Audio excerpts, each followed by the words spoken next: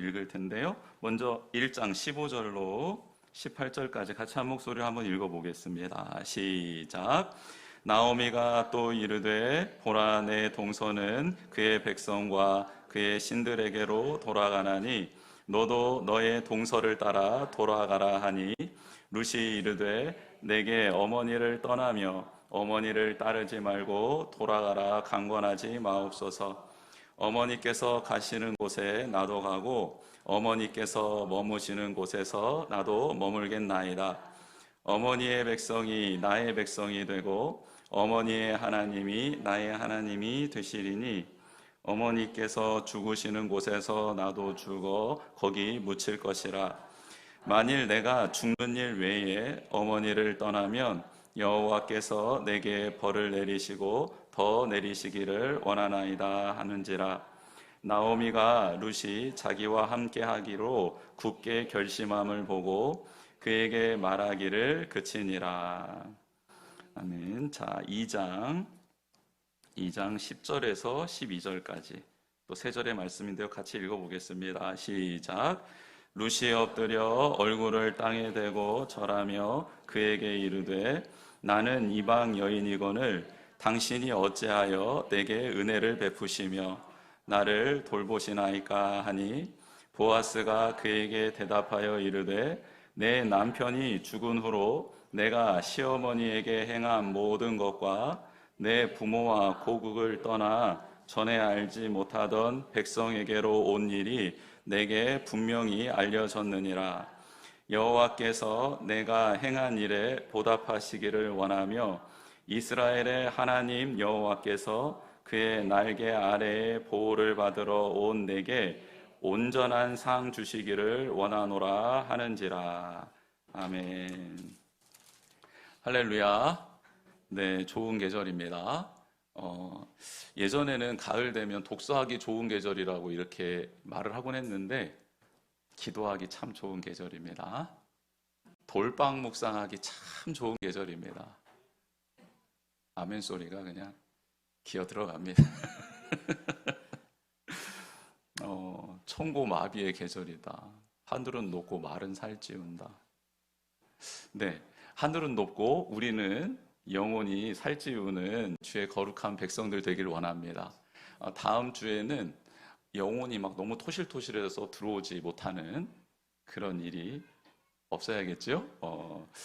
아무튼 우리의 영혼이 좀 살이 쪘으면 좋겠는데, 정말 선선한 바람에 정말 기도하기 좋은 계절이고 또 하나님의 말씀을 펴고 묵상하기에 너무 좋은 계절입니다.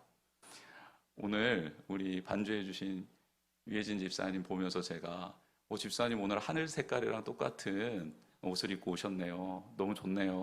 이렇게 제가 인사를 드렸습니다.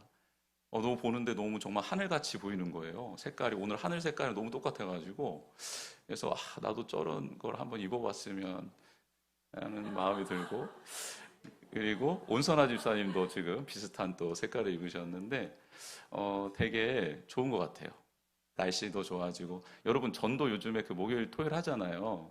전도 나갔는데 지난주까지는 고온 다습했거든요. 좀 덥고.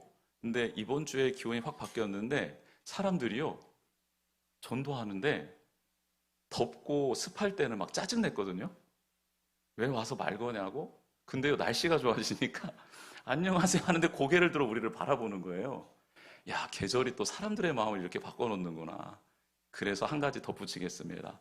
기도하기 좋은 계절, 말씀 묵상하기 좋은 계절에 하나 더 붙여서 뭐 하기 좋은 계절? 전도하기 너무 좋은 계절이 됐어요. 한번 해보십시오. 사람이요, 기분이 좋으니까 이렇게 예수님 믿으라고 했을 때 그것을 받아들일 준비가 되어 있더라고요. 그래서 전도하기 좋은 계절인데 또 예배드리기 좋은 계절이고 사랑하기 좋은 계절입니다. 우리 서로에게 한번 이렇게 인사했으면 좋겠습니다. 사랑합니다. 축복합니다. 인사해 보겠습니다. 사랑합니다. 축복합니다. 여러분, 우리는 이렇게 좋은 계절, 아름다운 계절, 좋은 시절에 이렇게 살아가고 있지만 오늘 본문에는 비참한 여인 한 명이 등장합니다. 만약에 이 여인이 지금 이 계절을 보내고 있다고 하면 아마 더 우울했을 거다라는 생각이 들어요. 나옴이라는 여인이 등장하는데 자기 고향도 아닌 타국에서 남편을 잃어버리고 사랑하는 두 아들을 잃어버리고 가지고 왔던 모든 재산을 다 날려버려 이제는 어떻게 해야 할지 길도 보이지 않고 그리고 어떻게 해야 할지 의지도 사라져버린 한 연약한 늙은 여인 나오미가 등장합니다. 그녀가 왜 이방 땅에서 모압이라는 지역에서 이렇게 하나님 앞에 모든 것을 다 잃어버린 채 망연자실하게 되었을까? 이 여인은 어떤 사연이 있길래 이렇게 모든 삶의 문들이 다 닫혀버린 상황에서 그리고 그가 유일하게 쳐다보았던 하늘 문마저 닫힌 상황이 되어버렸을까? 여러분, 이 여인에게는 남편이 있었습니다. 엘리멜렉이라는 남편이지요. 근데 당시 문화는 남편이 결정하면 아내와 자녀는 따르게 되어 있었습니다. 남편인 엘리멜렉과 나오미, 사랑하는 스라의 두 자녀, 말론과 기럐이라는 두 아들이 살고 있었던 곳은 유대 땅, 그리고 베들레헴이었습니다. 근데 그 땅에서 그렇게 살고 있었는데 그들이 살아가고 있던 시대가 어느 시대였나? 성경은 룻기서 1장 1절에 그 시대가 사사시대였다라고 말하고 있습니다. 우리가 지난주까지 사사들의 모습들을 살펴보면서 사사시대가 어떠했는지를 말씀을 통해 알게 되었죠. 사사시대는 하나님을 잘 섬길 수 있는 모든 조건이 다 갖춰져 있는 시대였습니다. 그리고 여호수아는 자기가 하나님께 부름을 받으면서 이스라엘 백성들에게 나와 내 집은 영원토록 하나님만을 섬기겠다. 나는 하나님 편이야. 너희들은 누구 편이니? 라고 물어드렸습니다. 그랬을 때 이스라엘 백성이 여호수아 당신이 하나님의 편인 것처럼 우리도 하나님의 편입니다. 하나님만을 따를 겁니다. 하나님만을 예배할 겁니다. 하나님의 말씀을 꼭 붙들고 살아가겠습니다. 라고 고백을 했지요. 그런데 여호수아가 죽고 나자 그리고 여호수아와 함께 하나님의 능력과 기적 가운데 이스라엘이 가나안 땅을 점령했던 역사적인 흔적이 있었던 사람들이 다 죽고 사라지자 이스라엘 백성은 언제 그랬냐는 듯이 하나님을 떠나버립니다. 근데 이미 하나님이 모세와 여호수아에게 약속하신 말씀이 있었어요. 뭐냐면 하나님이 주신 이 가나안 땅에 들어가서 나를 온전히 섬기고 나를 온전히 따르면 내가 그 땅에 복을 주마. 너희들이 이른 비와 늦은 비를 맞게 될 것이고 그 땅에 소출이 가득할 것이며 열매가 너희들을 위해 맺히게 될 것이다 라고 약속해 주셨습니다. 그리고 또 한 가지 말씀해 주셨지요. 그런데 만약 너희가 나를 떠나고 나를 예배하지 않고 내 말을 소중히 여기지 않으면 그 땅에 흉년이 들 것이다 라고 하나님이 이미 모세를 통해 신명기서에 이미 여호수아를 통해 여호수아서에 말씀해 주신 내용입니다. 즉 사사시대에 흉년이 들었더라 라고 시작되는 이 룻기서 1장 1절의 메시지는 이런 것입니다.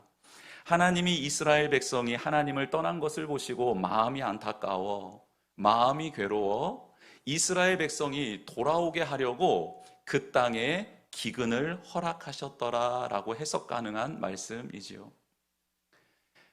똑같은 베들레헴에 살고 있었던 이 엘리멜렉의 가정과 비교되는 한 가정이 있었습니다. 그 가정은 보아스라는 사람의 가정이었습니다.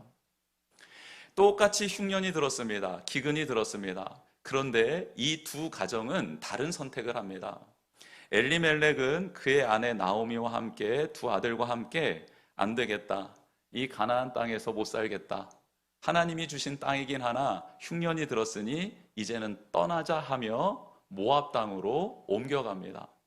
하나님이 주신 말씀을 기억했더라면 엘리멜렉과 나오미와 두 아들은 하나님 앞에 엎드렸어야 합니다. 하나님 죄송합니다. 제가 그만 하나님을 떠나버렸습니다. 하나님의 말씀 따라 살아가야 하는데 제 기준이 말씀이 되어버렸습니다.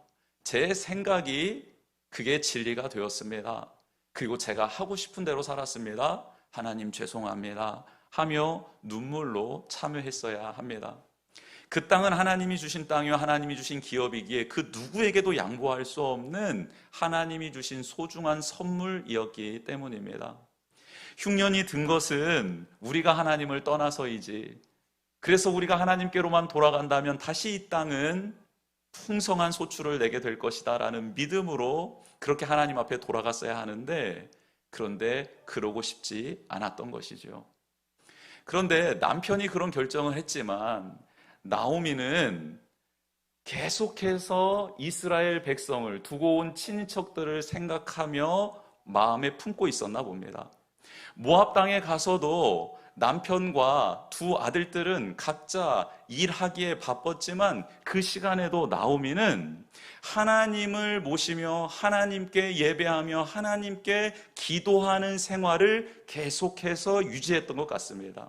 왜냐하면 이제 남편도 죽고 자녀도 다 죽고 모든 재산을 다 잃어버린 상태에서 이제 고국으로 돌아가기로 결정했을 때 나오미의 두 며느리가 있었습니다. 하나는 루시고 하나는 오르바였습니다. 근데 오르바라는 여인은, 며느리는 이제 제 갈 길로 떠납니다. 나오미가 그렇게 하라고 했습니다. 이제 나에게는 소망이 없으니 젊은 너라도 살아야 되지 않겠니? 너는 친정으로 돌아가서 고국에서 다시 한번 너의 새로운 삶을 살도록 해라. 오르바와 또 룻에게 동일하게 말을 해 주었습니다.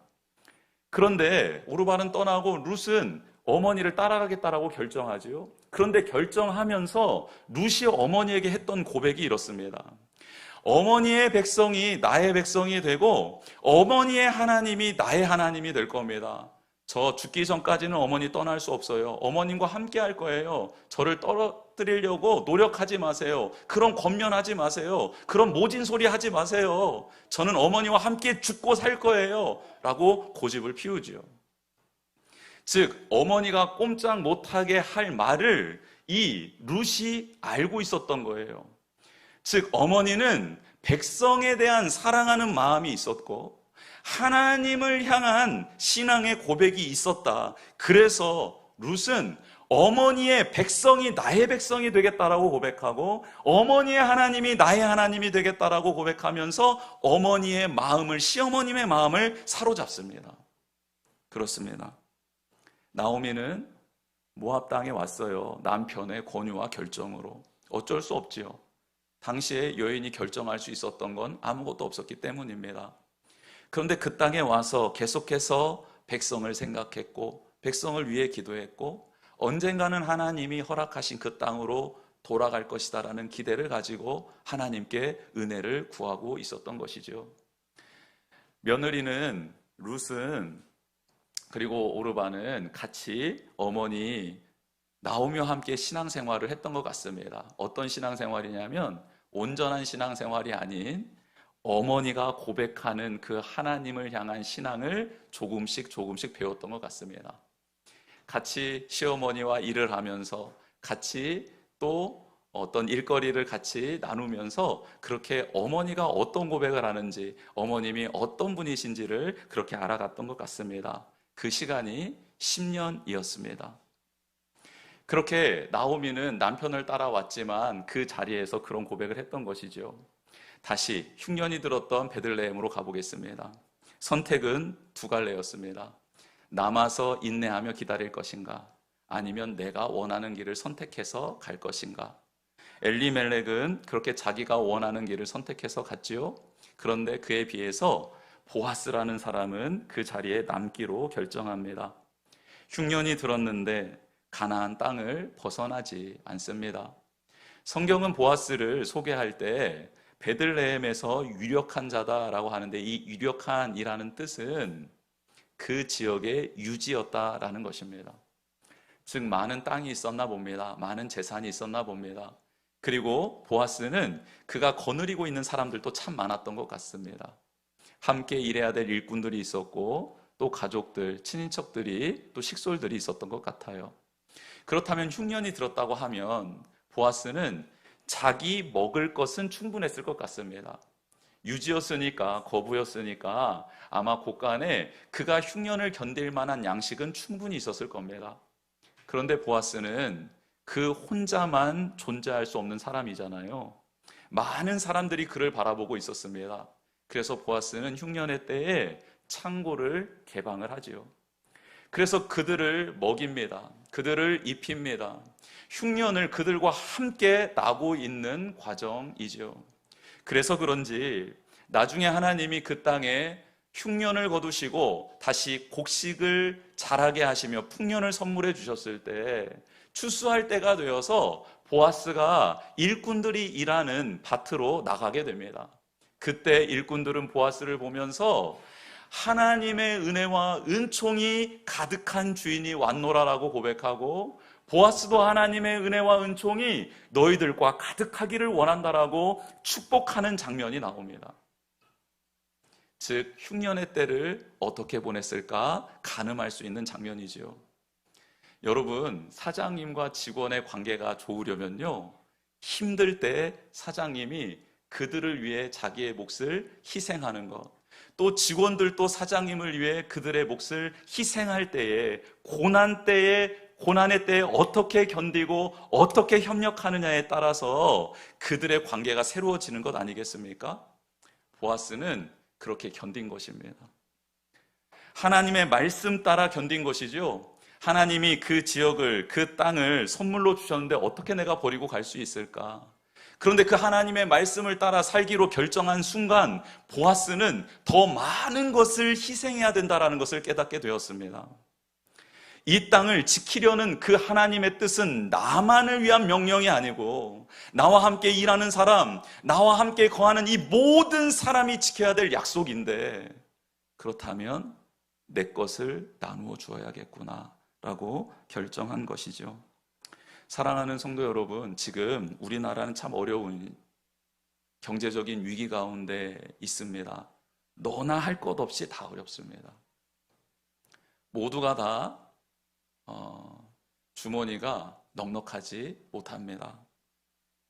뭐 금전적인 그 부분만 그런 게 아니라 정서적으로도 심리적으로도 많이 위축되어 있고, 그리고 행복과 기쁨이 많이 사라진 시대에 우리는 살고 있습니다.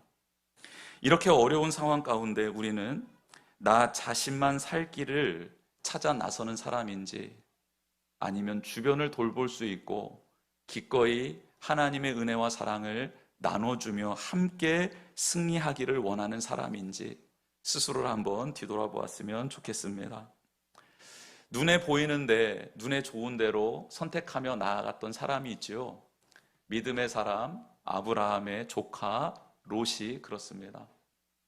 하나님께서 은혜를 베풀어 주셔서 아브라함과 그리고 조카의 재산이 늘어나게 되었지요. 그때 두 사람을 섬기고 있었던 목동들 안에서 싸움이 일어나지 않습니까? 그때 아브라함이 선택하라고 합니다. 너가 목동들과 함께 좋은 곳을 차지하며 떠나라. 그러면 나는 너의 반대편으로 갈게 라고 아브라함이 조카 롯을 불러다가 이야기를 하죠. 그때 롯은 눈에 보이기 좋은 곳, 아름다운 곳, 정말 풍족한 물이 흐르고 잔디밭이 풀이 많이 있는 곳을 따라 그렇게 이동해서 소돔과 고모라 성까지 들어갑니다. 그 땅에는 이미 죄악이 창궐했는데 죄악이 창궐하든 그렇지 않든 상관하지 않고 자신의 눈에 보이기 좋은 곳, 그리고 자신의 양들이 풍족히 먹을 수 있는 곳을 선택해서 들어갑니다. 그러면 아브라함은 어떻게 했나 봤더니, 아브라함은 조카 롯을 떠나보내고 난 다음에 하나님을 예배하기 위해 헤브론이라는 곳으로 올라갑니다. 그래서 그곳에서 제단을 쌓고 이렇게 고백하지요.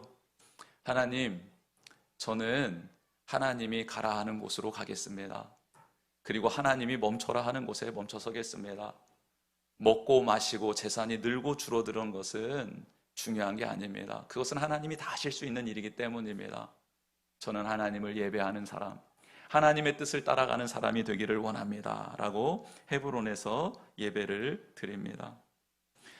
여러분, 항상 결정의 순간, 믿음의 결단을 해야 될 순간이 우리의 삶 가운데 주어집니다. 나는 하나님의 편에 설 건가 아니면 세상의 편에 설 건가 늘 결정해야 될 때가 있지요. 그때 우리는 어느 편에 서려고 노력을 합니까? 한번 우리 모습을 한번 뒤돌아보면서 하나님, 저는 위기의 순간에, 결정적인 순간에 내 것을 챙기고 나의 이익을 따라 나아가는 것이 아니라 어렵고 힘든 상황 가운데 있는 사람들과 함께 하기로, 그리고 하나님의 뜻, 말씀 따라 인내하며 견디는 쪽을 선택하는 하나님의 사람이 될 수 있도록 도와주시옵소서라고 기도하는 우리 모두가 되기를 주님의 이름으로 축복합니다. 그런 믿음의 결단 이후에는 은혜의 보상이 뒤따른다는 것을 꼭 잊지 않았으면 좋겠습니다. 예수님은 말씀하셨습니다. 내가 이 세상을 심판하러 온 게 아니고 이 세상을 구원하려 왔노라라고 예수님이 말씀해 주셨습니다. 즉 예수님이 우리와 함께 하시는 이유는 우리를 구원하시기 위함입니다. 우리를 회복시키시기 위함입니다. 우리를 치유하시기 위함입니다. 이게 하나님의, 예수님의 본심입니다. 그렇게 된 우리를 통해 하나님의 나라를 세워가기를 원하시고 하나님의 뜻을 이루길 원하시고 하나님께서 하시고자 하시는 일들을 우리를 통해 하시고자 하신다라는 것이지요. 그때에도 하나님, 제가 순종하겠습니다 라고 기꺼이 우리의 삶을 내어드리는 우리 모두가 되기를 주님의 이름으로 축복합니다. 나오미가 모든 것을 잃어버렸는데 베들레헴에서 소식이 들려옵니다. 하나님이 백성들에게 양식을 주셨다라는 소식입니다. 그래서 이제 그 땅으로 향해 가지요. 그런데 그 땅으로 향해 갈 때 베들레헴에 도착해서 일어난 일이 있습니다. 어떤 일이냐면 나오미가 베들레헴에 자기의 친인척들을, 그 공동체를 오랜만에 만났지 않습니까? 만나서 자신이 그동안 받았던 그런 스트레스, 그리고 두려움, 염려, 또 하나님께서 나를 벌하신 것 같은 이러한 억울함, 또 그 안에서 드는 죄책감, 이 모든 것들이, 응어리졌던 것들이 베들레헴 공동체를 만나자 터져 나오기 시작합니다. 글쎄 말이야, 나 많은 재산 가지고 왔는데 이제 빈털털이 돼서 왔어.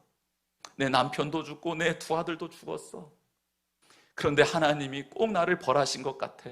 하나님이 나를 꼭 징계하신 것 같아 라고 자신의 삶을, 자신의 한 맺힌 이야기를 베들레헴 그 친족들 공동체에 쏟아내기 시작하는데요, 베들레헴 공동체가 그 나오미의 한 맺힌 소리를 다 받아들여 주기 시작합니다. 네가 잘못해서 그런 건 아니야, 손가락질하지 않습니다. 네가 하나님께 죄를 지었기 때문이지, 그런 말 하지 않습니다. 나오미가 말하는 그 모든 것을 다 받아내 줍니다. 사랑하는 성도 여러분, 우리 교회가, 우리 샘이, 우리 사역팀이 이런 베들레헴 공동체였으면 좋겠습니다. 삶에 지치고 힘들고 절망하고 낙당한 사람들이 와서 자신의 한 맺힌 소리를 쏟아낼 때 그 소리를 다 들어주고 그 비밀을 보장해주며 그를 위해 뜨겁게 눈물 흘려주고 기도해주고 중보해줄 수 있는 그런 공동체가 되기를 주님의 이름으로 축복합니다. 예수님이 이 땅에 오셔서 그런 사람을 안아주시고 받아 안아주셔서 그들의 한과 눈물과 한숨과 아픔과 상처를 다 끌어안아 주셨듯, 그렇게 우리가 누군가의 아픔을 끌어안아 줄 수 있는 주님의 몸된 교회가 되기를 원합니다. 또한 그렇게 아픔을 토로한 사람은 나오미의 모습을 집중해서 한번 보시기를 바랍니다. 나오미는 그 공동체에서 그 한을 다 풀어냈습니다.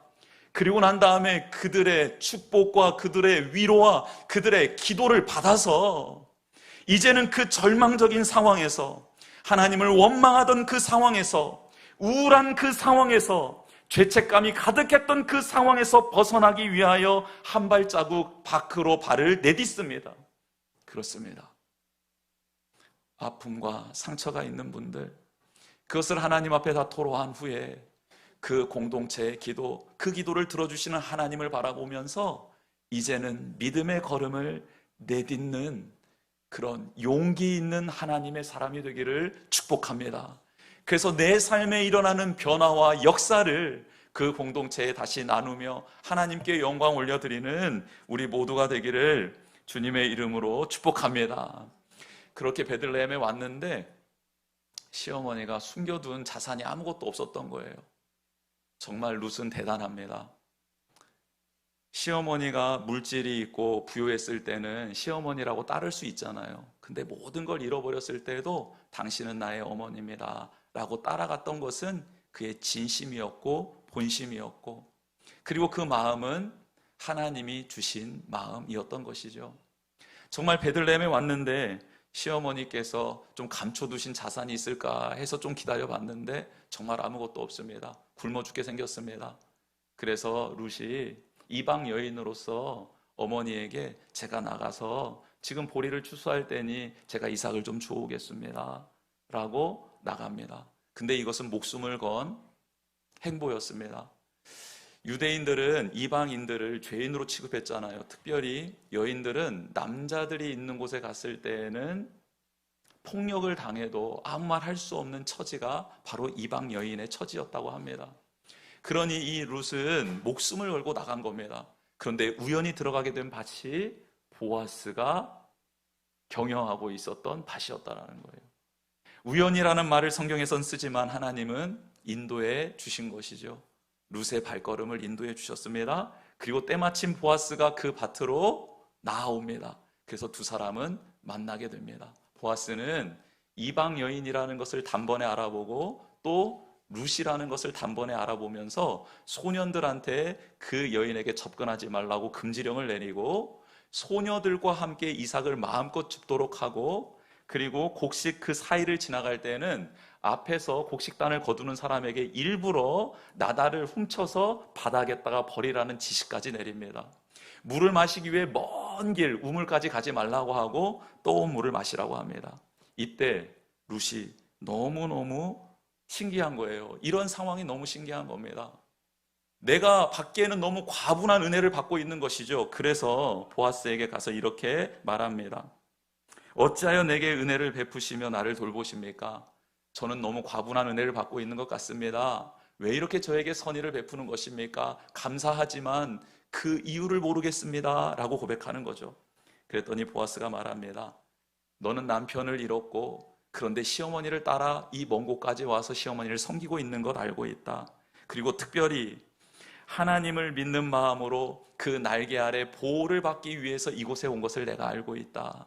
그러니 하나님이 너의 선함을 보고 너의 믿음의 고백을 보고 반드시 응답해 주실 것이다. 보응해 주실 것이다 라는 메시지를 전해줍니다. 그런데요, 사랑하는 성도 여러분, 이렇게 축복의 메시지를 전했던 보아스, 하나님은 그 보아스를 통해 그가 외쳤던 이 믿음의 고백을 완벽하게 다 이루어 주십니다. 할렐루야. 하나님, 이 사람이 너무 안타깝습니다. 이 선교사님이 너무 안타깝습니다. 이 교회가 너무 안타깝습니다. 이 성도님이 너무 안타깝습니다라고 기도하면서 그 속에 있는 믿음의 고백을 보고 그가 하는 행동을 보며 하나님 꼭 보응해 주십시오. 하나님의 약속을 따라 말씀을 따라 신실하게 살아가고 있는 안타까운 하나님의 자녀가 있습니다라고 그를 위해서 기도하며 그를 위해서 축복할 때 하나님은 다른 사람을 통해서도 그 일을 이루시겠지만 오늘 말씀에 잇대어서 본다면 보아스처럼 하나님 말씀 앞에 신실하게 살아가며 또 하나님의 약속을 붙잡고 거룩한 수고와 헌신의 삶을 살아가는 일을 통해 하나님은 하나님의 놀라운 일들을 이루어 가신다라는 메시지입니다. 사랑하는 성도 여러분, 우리가 거룩하고 존귀하고 하나님 앞에 신실하게 살아가야 될 이유는 무엇이냐면 그런 하나님의 역사하실 일이 있을 때 우리를 통해 그 일을 행하시기를 원하시기 때문이라는 사실입니다. 사랑하는 성도 여러분, 그렇게 보아스처럼 쓰임받는 우리 모두가 되기를 주님의 이름으로 축복합니다. 보아스의 어머니가 누굽니까?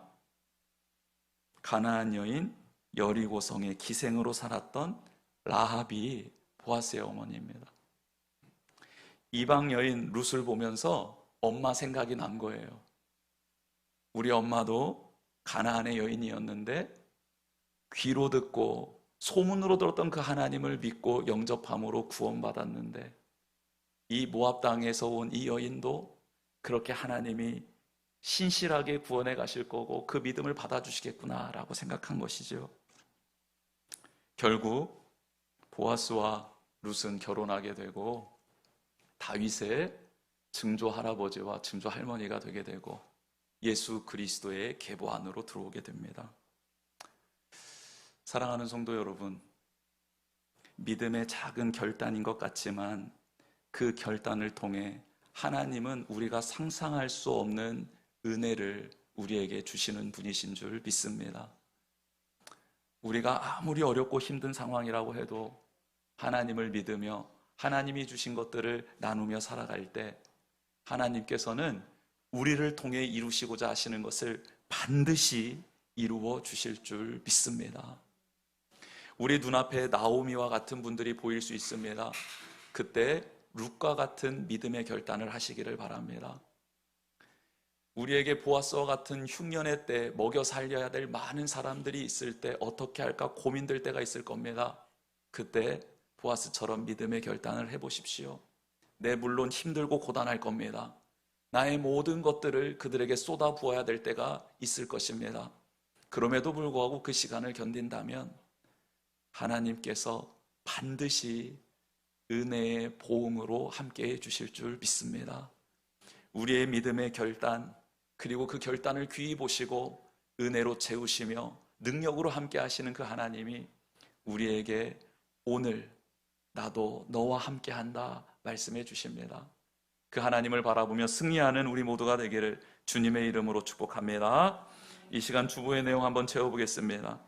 나는 룻처럼 하나님을 따르며 믿음을 선택하고 있습니까? 두 번째, 나는 보아스처럼 어려움 속에서도 이웃을 돌보고 신실하게 주님의 몸된 교회를 사랑하고 있습니까? 세 번째, 나는 하나님의 은혜와 보호하심 안에서 새로운 회복을 기대하고 있습니까? 이 시간 신실하신 하나님, 나를 버리지도 떠나지도 않는 하나님, 그 하나님을 찬양하며 주신 말씀 붙들고 기도하는 시간 갖도록 하겠습니다.